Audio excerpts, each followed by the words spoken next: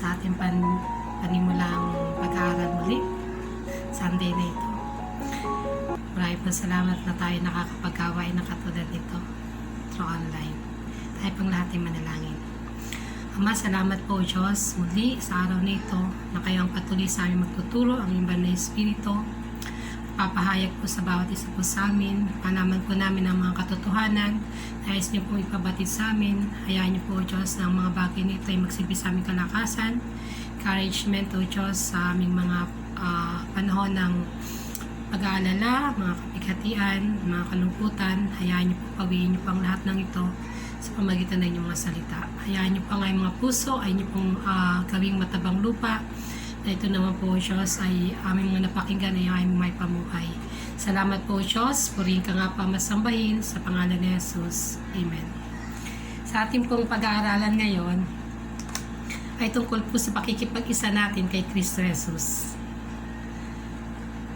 Paano po ba tayo magiging kaisa ni Kristo? Una sa lahat, para po tayo maging kaisa ni Kristo, dapat po tinanggap natin si Jesus sa ating mga puso bilang Panginoon tagapagligtas. Paano po ba naliligtas ang tao? Sabi nga, pag ikaw ay sumampalataya, tinanggap mo siya ng buong puso sa iyong puso, maliligtas ka. Yung kaligtasan po ba ay ito ay galing sa ating mga mabubuting gawa? Ito po ba ay galing sa ating mga relihiyon na kinabibilangan? Ang kaligtasan po ba ay kung ang magulang mo ay Christian, ligtas ka na? Ang lahat pong yun ay sabihin nating mali.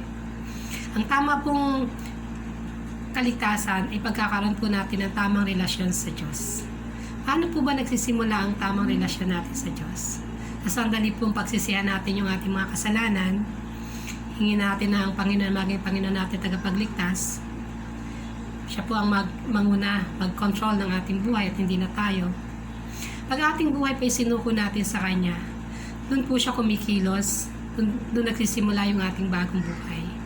Doon natin masasabing tayo nakikipagkaisa sa Kanya. Hayaan niyo pong basahin ko sa inyo ang ating salita, ang kanyang salita sa Efeso 2. Start pa ako sa verse 1 hanggang 10. Ito po yung sabi rito, mula sa kamatayan tungo sa buhay. Ito po yung dating buhay natin at kung paano naman po tayo naligtas. Noong una'y mga patay kayo dahil sa inyong mga pagsuway at mga kasalanan, sinunod ninyo noon ang masasamang takbo ng sanlibutan ito at napalitan kayo ng prinsipi ng kasamaan, ang espiritu naghahari sa mga taong suwail. Dati tayo'y kabilang sa mga ito. Namuhay ayon sa pita ng laman at sinunod ang masasamang hilig ng katawan at pag-iisip. Kaya sa ating likas na kalagayan, kabilang tayo sa mga taong kinapuputan ng Diyos. Ito po yung dati nating kalagayan. Pag tayo pa ay hindi tumanggap kay Kristo, ang totoo po niyan, yung quote ng Diyos, kabilang po tayo doon sa kinapuputan ng Diyos. Sa mga taong hindi tumatanggap sa Kanya bilang Panginoon tagapagligtas. Pero tingnan po natin sa verse 4. Subalit napakasagana ng habag ng Diyos at napakadakila ang pag-ibig na inukol niya sa atin. Tayo'y binuhay kay Kristo kahit nung tayo mga patay pa dahil sa ating pagsuway. Naligtas nga kayo dahil sa kaganyang kagandahang loob. Dahil sa ating pakikipag-isa kay Kristo Jesus, tayo'y muling binuhay na kasama niya at pinaupong kasama niya sa kalangitan. Di ba napakasarap? Dati tayo patay. Dahil patay, kaya ang tawag kasi doon sa mga taong hindi nakakilala kay Kristo, patay. Patay spiritual. Pero ngayon, binuhay, ang mga tumanggap sa Kanya, binuhay, at ngayon naman po, sabi rito sa verse 6, tayo po ngayon ay kasamang pinaupo. Kasama niyang pinaupo.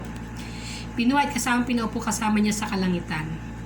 Ginawa niya ito upang sa darating na mga panahon ay maipakita niya ang di masukat na kasaganaan ng kanyang kagandahang loob sa atin sa pamagitan ni Kristo Jesus. At dahil sa kagandahang loob ng Diyos ay naligtas kayo sa pamagitan ng inyong pananalig kay Kristo at ang kaligtasang ito ay kaloob ng Diyos, hindi mula sa inyo. Ang kaligtasan po natin walang iba, nagmumula kay Kristo. Wala pong ibang makakapagligtas sa silong ng langit maliban sa pangalan ni Jesus. Sabi nga po, kaya lang tayo naliligtas ang tao dahil sa kanyang pananampalataya kay Kristo, sa ginawa ni Kristo, sa kanya pong kamatayan bilang kabayaran ng ating mga kasalanan. Sa 9, hindi ito dahil sa inyong mga gawa, kaya't walang dapat ipagmalaki ang sinuman. Tayo'y kanyang nilalang nilikas pamagitan ni Kristo Jesus upang iukol natin ang ating buhay sa paggawa ng mabuti na itinalaga na ng Diyos para sa atin noon pamang una. Ibig pong sabihin, walang silbi yung ating mabubuting gawa, hindi tayo maliligtas ng ating mga mabubuting gawa. Pero once na ikaw ay naligtas na, ang nagligtas po sa atin, ulitin ko, yung ginawa ni Kristo, yung pananampalataya natin sa Kanya. Na siyang ating tagapagligtas. Pero once na ikaw ay naligtas na, bahabi rito sa verse 10, obligado ka na ngayong gumawa ng mabuti. At ito po yung ating pag-aaralan ngayon. Ano po ba yung buhay na sabi nga, pag tayo nakipag-isa kay Kristo, ano na po ba yung buhay na mangyayari sa atin? Na napakaganda naman ng plano niya sa atin. Pag tinignan po natin, ito yung mga pag-aaralan natin ngayon sa susunod na mga salita ng Diyos. Ano po yung mga salita yung mga salita ng Diyos na nagpapaliwanag, ano po yung nangyayari sa atin sa pakikipag-isa natin sa Kanya. Kasi po, sabi nga po rin sa verse 10, sa Efeso chapter 2, verse 10, may nilaan na siya sa atin ng mga mabubuting bagay na gagawin natin noon pa una. Bago pa tayo ni Kanya likhain, may nilaan na siya sa atin ng magagandang bagay. Napakahalaga pong malaman natin kung ano yung mga dapat natin gawin bilang tayo pa yung mga taong naligtas, tinawag, sabi nga pinatawad, at ngayon naman po ay binigyan ng bagong buhay. At yun po ang ating pag-aaralan ngayon. Sabi nga po rito, pagkatapos ng kaligtasan, pagtanggap kay Kristo bilang Panginoon at tagapagligtas, sino na tayo sa harapan ni Kristo? Ano mangyayari sa atin sa pakikipag-isa natin kay Kristo? Ano po nangyari na sa atin? Alam niyo po, sa ating pakikipag-isa kay Kristo, meron po siya mga inilaan na mga pagpapala. Gusto niyo po bang malaman yun? Ito po yung mga, sa Efeso pa rin po tayo. Sabi po rito, mga pagpapalang espiritual na nagmumula sa langit dahil sa ating pakikipag-isa kay Kristo. Napakarami po niyang pagpapala na pinagkaloob sa atin.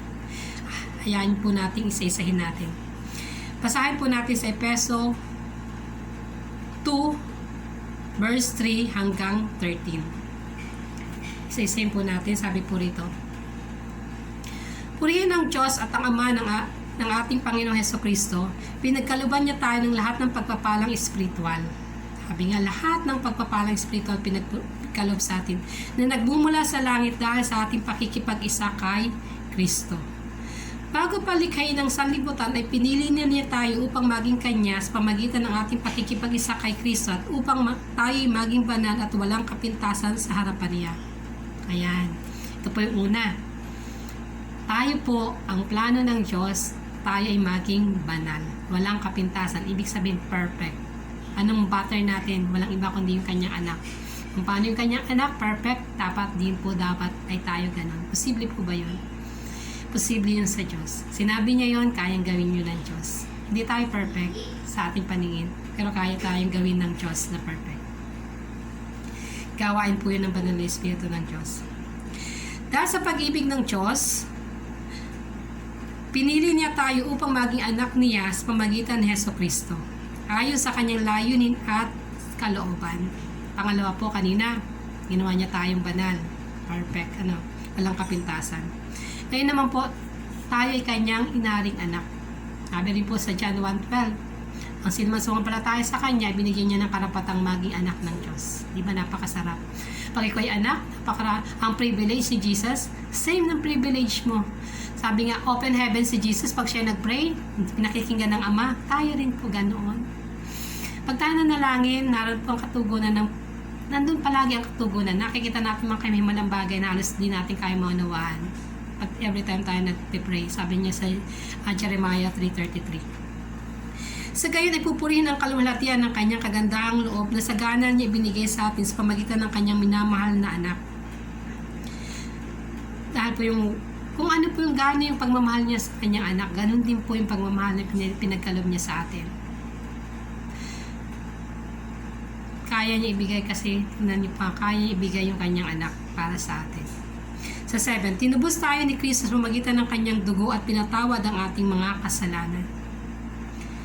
Nilinis po yung ating mga kasalanan. Ang naglinis lang po niyan, sabi nga, hindi yung ating magpenitensya ka, hindi pwede yon, hindi makakabayad sa ating mga kasalanan. Magsakripisyo ka, hindi rin po. Ang nakabayad lang po sa kasalanan natin, paghingi natin ng tawad. Every time na humingi tayo ng tawad sa Kanya, pinatatawad niya tayo. Sabi nga siya ang tapat at banal. Tayo kanyang patatawarin at lilinisin niya tayo sa lahat ng ating mga kalikuan. Ang lumilinis po nung walang iba kundi ang dugo. Ang tinitingnan kasi ni God, every time na tayo nagkakasala at humihingi tayo sa tawad, yung ginawa ni Kristo sa krus. Yung sakripisyo na ginawa ni Kristo. Ganon kasagana ang kanyang kagandahang loob, binuhos niya sa atin ayon sa kanyang karunungan at kaalaman. Ipinaunawa sa atin ng Diyos ang hiwaga ng kanyang kalooban. Ito naman po yung sunod. Ano po ba yung kalooban ng Diyos? Ayon sa kanyang layunin at sa kakatuparan sa pamamagitan ni Kristo.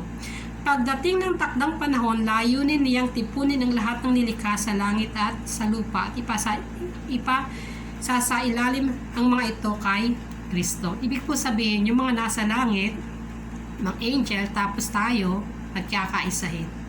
Sabi nga, pagdating natin sa langit, para na rin po tayo na po ay magiging isang mga anghel. Kaya nga wala na po doon pag-aasawahan. Wala na po doon mga anak at wala na rin po doon mga kasalan pa.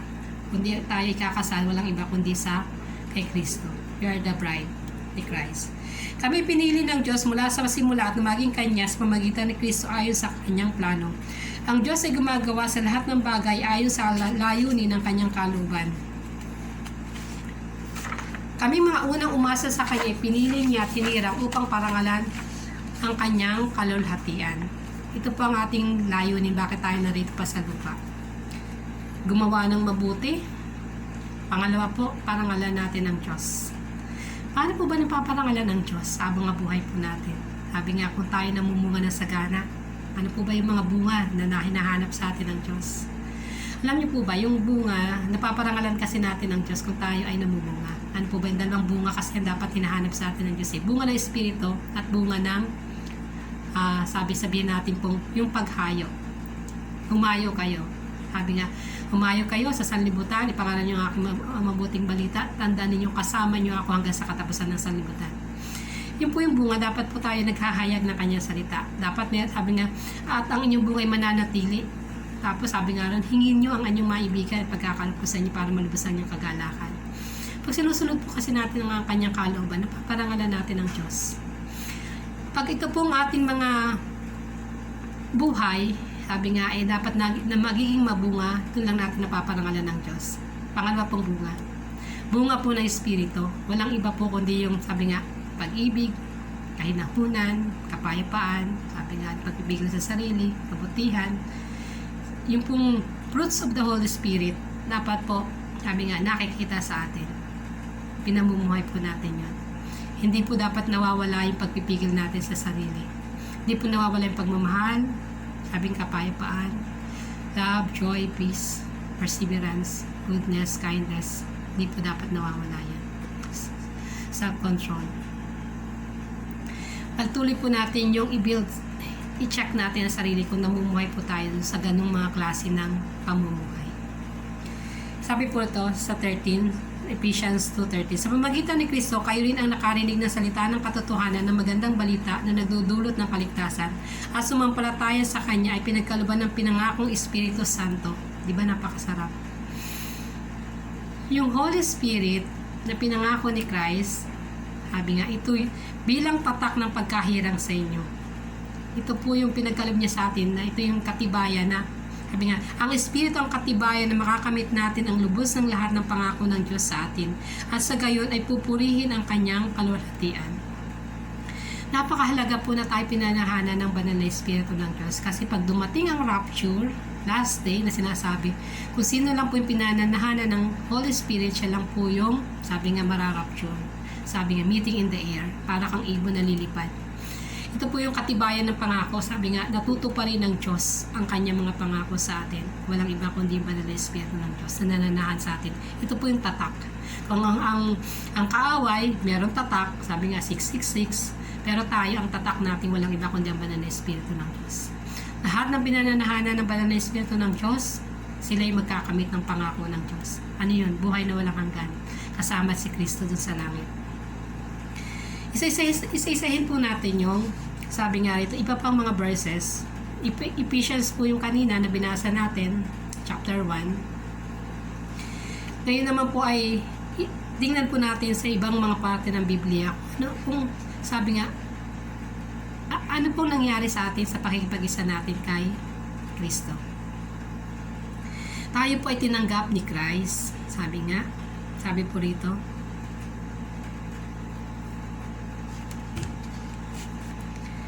Sa John 15, hindi na kayo tinuring ng mga alipin sapagkat hindi alam ng alipin ang ginagawa ng kanyang Panginoon. Sa halip itinuring ko na kayo mga kaibigan sapagkat sinabi ko sa inyo ang lahat ng narinig ko sa aking Ama. Hindi lang po tayo tinuring na anak. Alam niyo po ba na tayo rin ay tinuring na kaibigan? Bilang kaibigan, sabi nga, lahat ng lihim mo, pag meron kang friend, di ka nahihiya. Sinasabi mo lahat sa kanya. Ganun din po ang Diyos. Bago niya gawin ang isang bagay, katulad po ni Moses, bago niya gunawin yung, katulad po kay Moses, pinahayag niya, bago ka, Moses, mamamatay ka na, pinahayag sa kanya, tingnan mo na yan, lupang Kanaan. Ganun po siya, pag meron po siyang friend kasi sila. Pag friend mo si Christ, sabi nga, kakausapin ka niya, palagi ka niya kakausapin. Sasabihin niya sa mga bagay na darating. Katulad kay Abraham, friend sila, kaya sabi niya kay Abraham, gugunawin ko yan, Sodom at Gomorrah. Nagpapaalam siya. Diba? Ganun po yung ginagawa ng magkaibigan. Kaya ang sabi niya rito, pinapaalam sa atin ng Diyos bilang tayo kanyang mga kaibigan, yung kanyang mga plano, yung kanyang mga gagawin, at nais niya na hindi tayo mabulaga sa mga gagawin niya. Ibig sabihin tayo po ay batid natin lahat ang kanyang mga naisin, ang kanyang kalooban.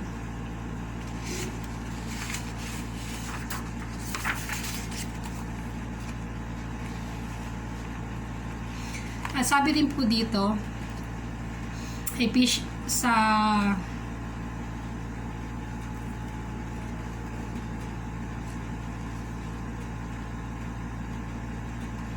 Colossians 2:10,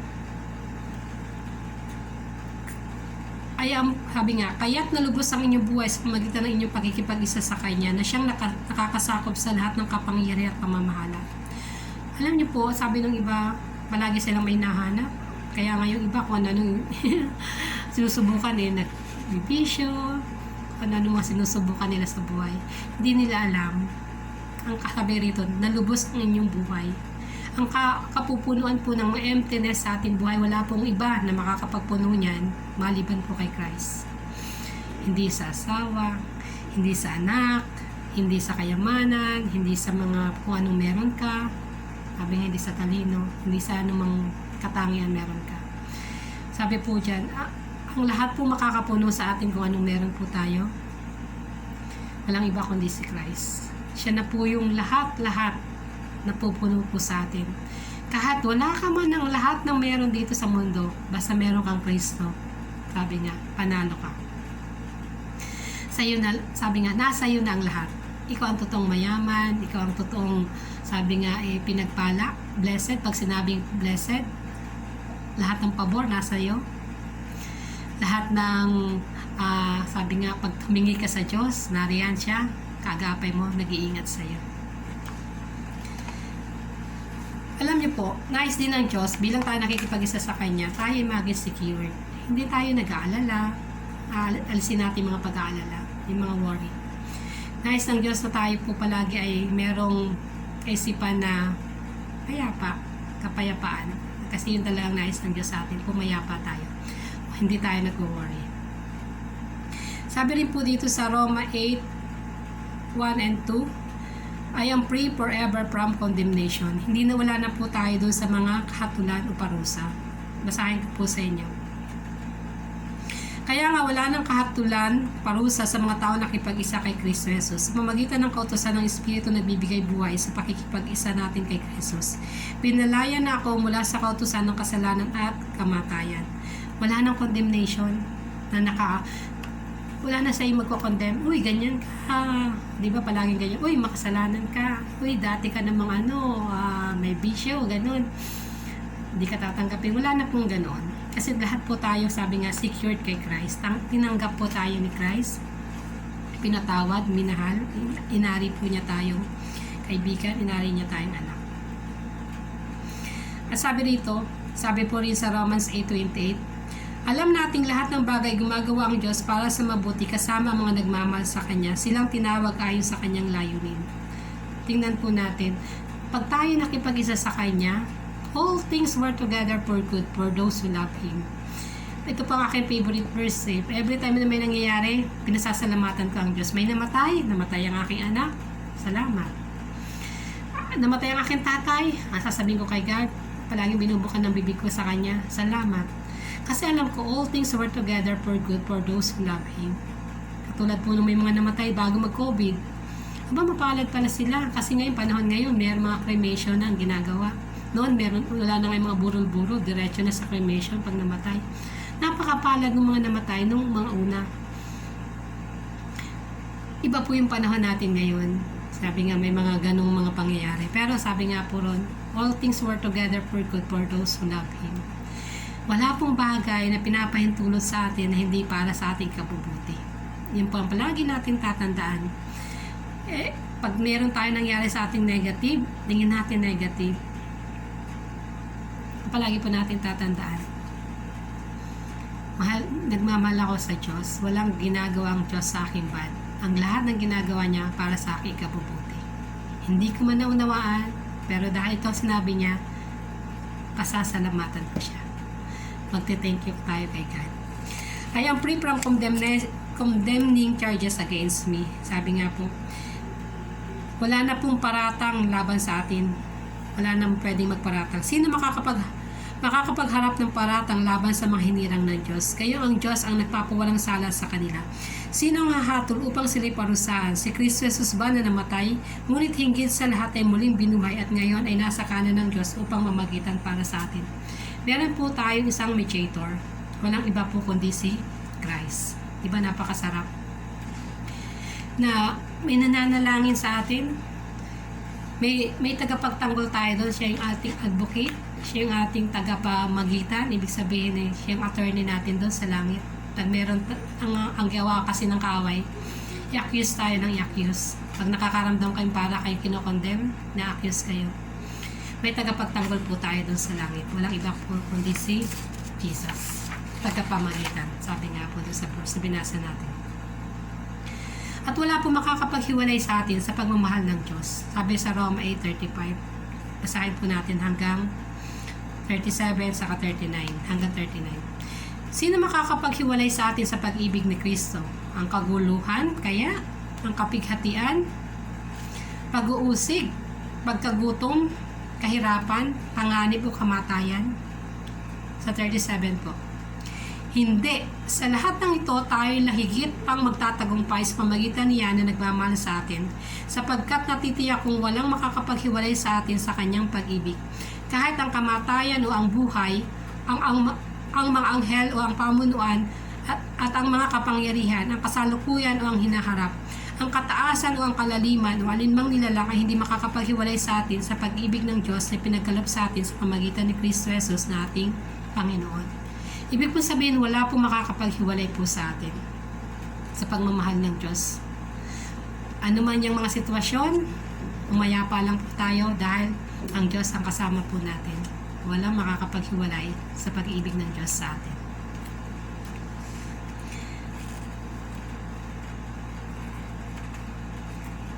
At sabi rin po dito sa Colossians 3 verse 3, sapagkat namatay na kayo at ang inyong buhay ay nakatago sa Diyos kasama ni Kristo. Tayo pong lahat ay, sabi nga, namatay na. Nung tayo po ay nabaptize, yun pong simbolo yun Pag tayo nilubog sa tubig, ang ibig sabihin namatay na si dating Adel. Kung ako'y nabubuhay ngayon, yung buhay ko ay nakatago na doon. Sabi nga, to die, sabi nga po rito ay, to live is Christ. Pag ikaw naman namatay, to die is gain. Ayan, to live is Christ and to die is gain. Sabi po ron. Kaya ang buhay po natin ngayon ay nakatago sa Diyos kasama si Kristo. Ano po sinasabi, patay na tayo. Saan tayo namatay? Doon sa ating mga kasalanan. Kaya makikita niyo yung mga dati tumanggap kay Kristo. Hindi na sila yung katulad ng dati. Kasi nga patay na yung dating sila. Ang nabubuhay na ngayon, yung bagong banggitin niyo mga pangalan nyo. Bagong Adele. Banggitin niyo kung ano yung mga pangalan nyo. Bagong Sam, o gano'n.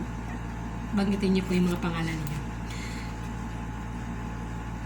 At sabi rin po niya sa Philippians 1:6, natitiyak kong ang mabuting gawang pinasimulan sa inyo ng Diyos ay kanyang lulubusin hanggang sa araw ni Hesus Kristo.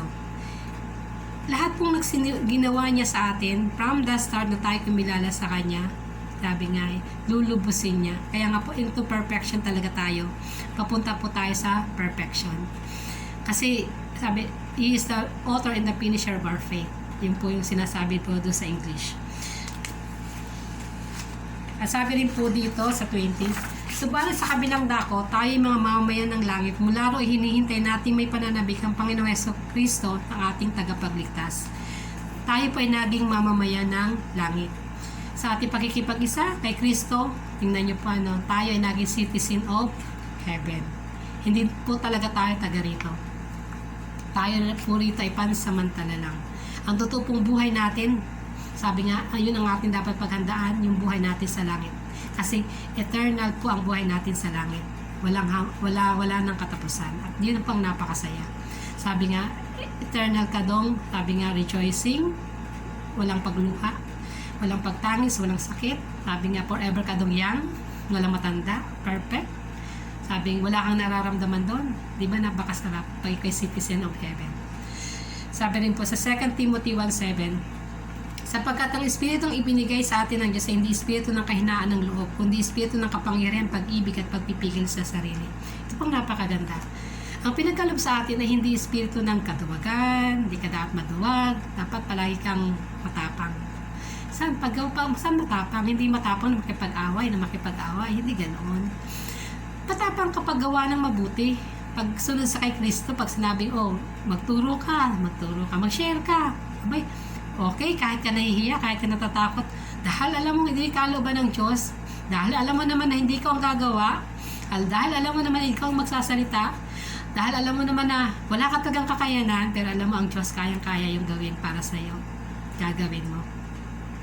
Sasabihin mo sa yung sarili, I can do all things through Christ who strengtheneth me. Kayang-kaya ka itong gawin magitan ng kalakasan na nagmumula kay Kristo. Sabi po rito, sa Hebrew 4:16, kaya't huwag kayo magkatubiling lumapit sa trono ng mahabaging Diyos upang makamtan natin ang habag sa pagpapalang natutulong sa atin sa panahon ng ating pangangailangan. Ito rin po napakasarap na sa Hebrew 4:16 na every time na meron kang pangangailangan, punta ka lang sa throne of grace. Sabi nga, sa panahon ng pangangailangan mo, tutugunin ka ng Diyos.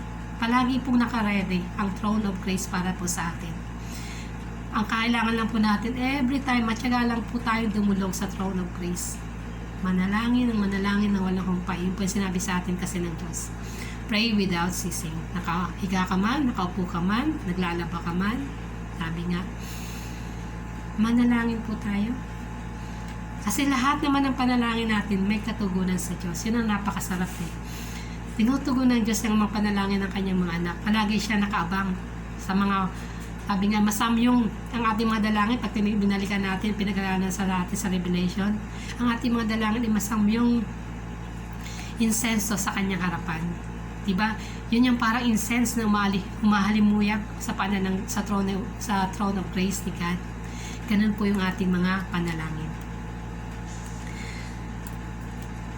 Sabi rin po dito, ito po yung pinakamaganda rin. Sabi, 1 John 5:18. Tandaan po ninyo ito. 1 John 5:18. Alam natin ang mga anak ng Diyos ay hindi nagpapatuloy sa pagkakasala sapagkat iniingatan sila ng anak ng Diyos at hindi na sila maaaring galawin ng diablo. Di ba sarap? Hindi ka na nagpapatuloy sa pagkakasala, tapos wala ng karapatan sa iyo ang diablo. Tanggap niyo po ba yun? Bakit naman ganon? Diba ang diablo, sabi nga, balikan natin. Ano ginagawa ng Diablo? Pumunta siya rito para pumatay, magnakaw, manira, sabing ganun. Pero ang Diyos pumunta rito para bigyan tayo ng buhay na ganap at kasiyasiya. Balikan ko po yung testimony. Yung kwento. Pagkamat na ikwento ko na ito nung nakaraan, nung midweek, ulitin ko po ngayon yung kwentong yun. Ito pong aking anak ay nagtanong, sabi niya, Mami, hindi ako makalabas. Bakit pa itong si God ay hindi nalang patayin si Satan? Sabi ko sa kanya. Hindi ko alam sagot. Ay kaya nag-isip rin ako, hindi ko alam sagot. Kung bakit, sabi ko sa kanya, hindi naman pwedeng patayin si Satan at wala naman talaga siyang kamatayan. At siya spirit. Kasi ang namamatay lang, yung ang kaya nagkakaroon ng kamatayan, yung mga mortal, katulad po natin mga tao. Ibig sabihin tayo lahat ay may kamatayan kasi meron tayong flesh. Pero pag tayo pa yung nawala na sa ating mga katawan, wala na rin tayong kamatayan. Ang ating mga kaluluwa, walang kamatayan. Ay si Satan na gano'n, spirit siya. Di wala siyang kamatayan, paano naman siya papatayin? Pero meron siyang, in the last day, condemnation ng kanyang dadanasin.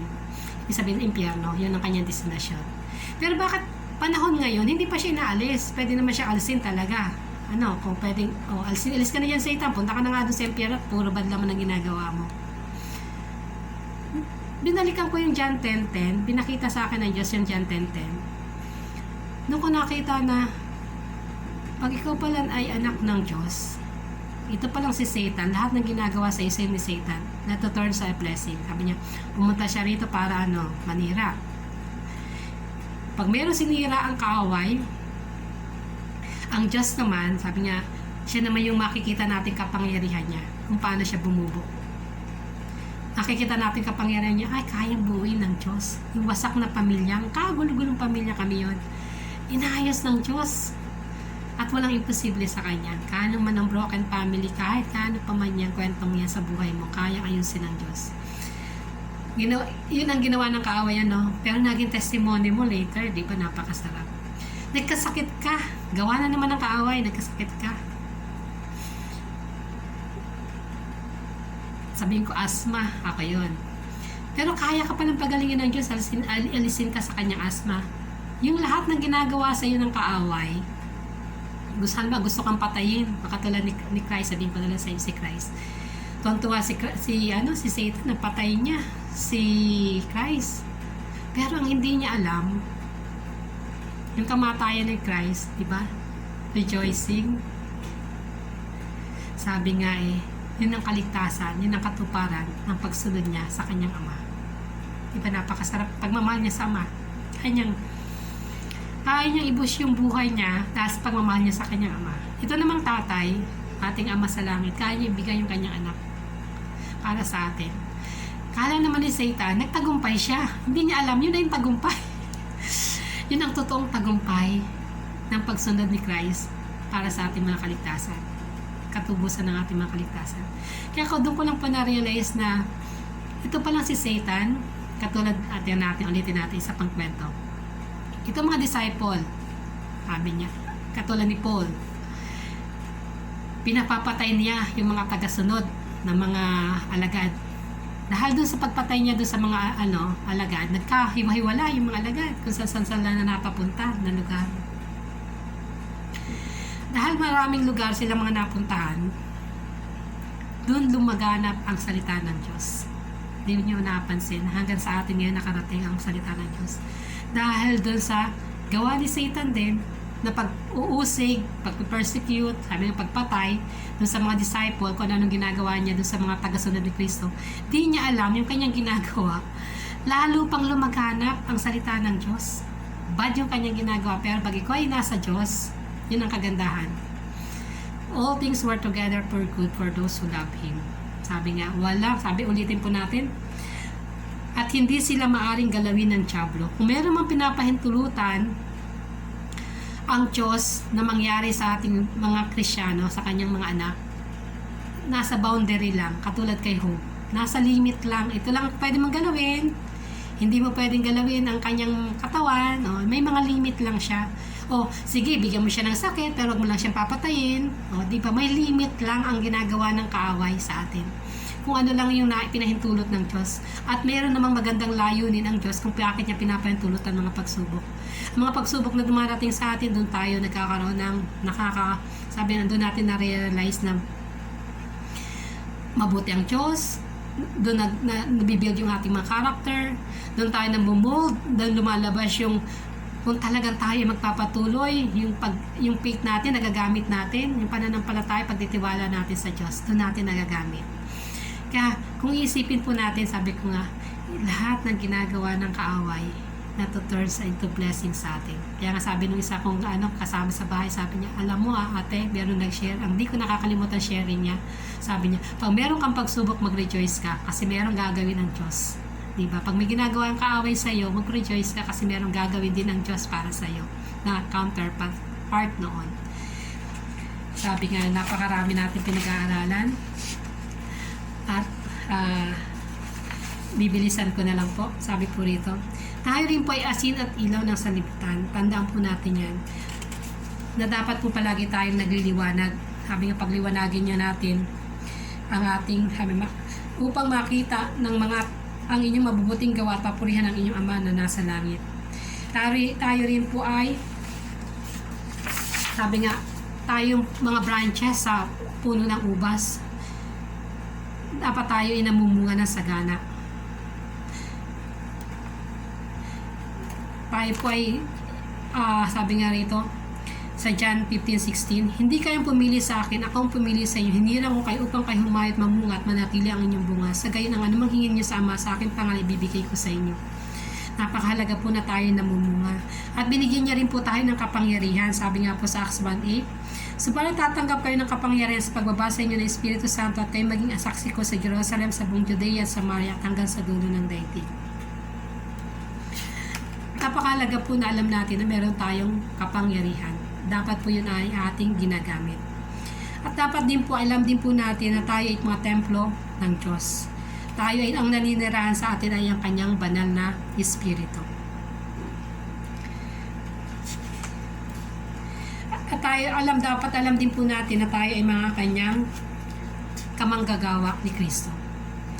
Bilang po tayo mga kanyang mga kamanggagawa, sabi rito, yaman kami magkakasama sa gawain ng Diyos. Nakikiusap kami sa inyo na huwag ninyong sayangin ang kagandahang loob na binigay namin sa inyo.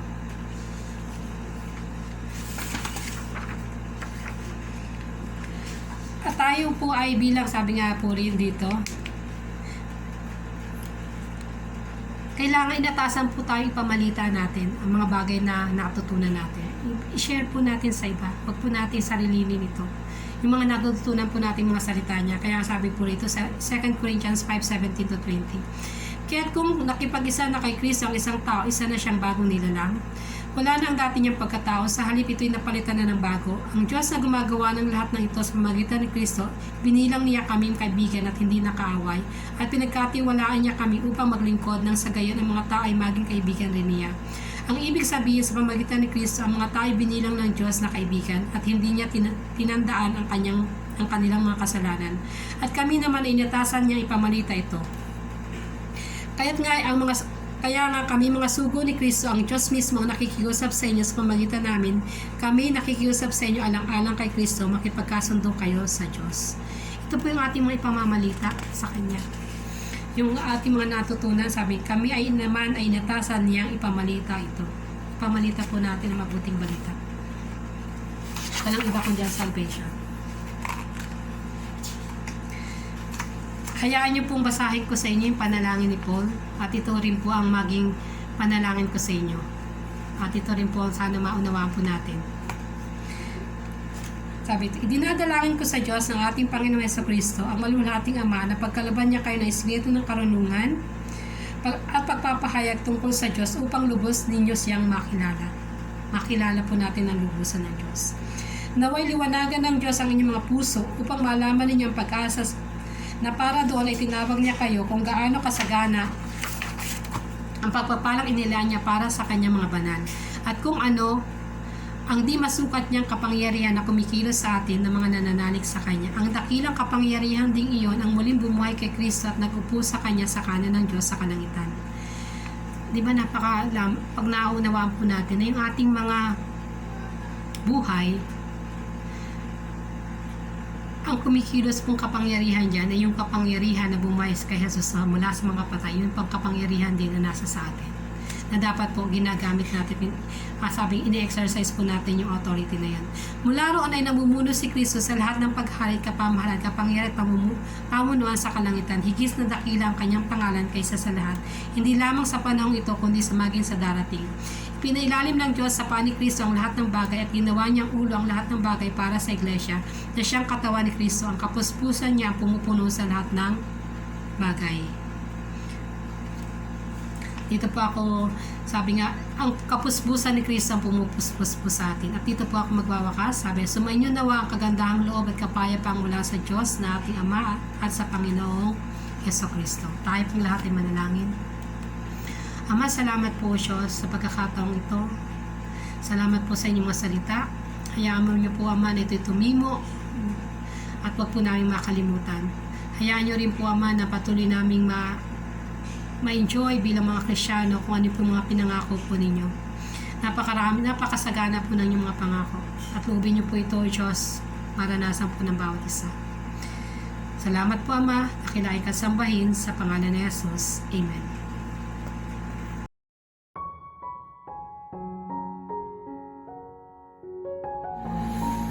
Ayan, sa lahat ng nais tumanggap sa Panginoon, nais niya maging kaysa si Kristo, samahan niyo po ako sa maikling panalangin. Panginoon Jesus, tinatanggap ko po kayo bilang Panginoon tagapagligtas. Nais ko po na maging kaysa niyo ako at hindi kaaway. Nais ko po magbagong buhay. Patawarin niyo po ako sa aking mga kasalanan. Tulungan niyo po ako na masunod ko ang inyong mga utos at tulungan niyo rin po ako na magtiwala po sa inyo. Salamat po. Hayaan niyo po, Ama, na simula sa araw nito, maranasan ko po ang pagsama ng Banal na Espiritu, ang kanyang paggabay, ang kanyang pagtuturo, at maging po ang kanyang pagsama sa akin sa araw-araw. Salamat po, Panginoon. Ang aking pangalan, tatalaan niyo sa aklat ng buhay. Loobin niyo po, gawin niyo po akong anak, gawin niyo po akong kaibigan, gawin niyo po ako, Diyos, na kamanggagawa ninyo. Salamat po, Ama. Natanggap po kayo sa pangalan ni Jesus. Amen. Sige po, marami po salamat sa mga taong tumanggap. Hayaan niyo po na maranasan niyo ang pagpapala mula sa Diyos. God bless po.